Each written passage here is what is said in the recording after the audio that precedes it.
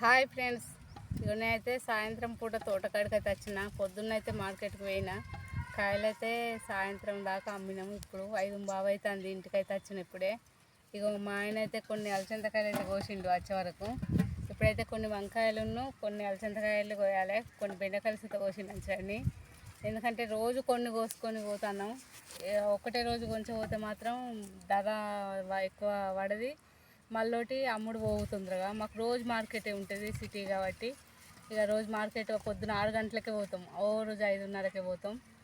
పొద్దుంతనైతే ఎక్కువ గిరాకీ ఉంటుంది. పొద్దుటి గిరాకీ సాయంత్రం గిరాకీ మంచిగా ఉంటుంది. పొద్దుటి గిరాకీ వరకే చూసుకుంటాం. కానీ ఇప్పుడు ఎండలకు మళ్ళీ దీంట్లోనే కాళేశ్వరం పుష్కరాలని అందరు ఎటోళ్ళాటు పోతున్నారు. మాకైతే ఇవే పుష్కరాలు కనబడుతున్నవి.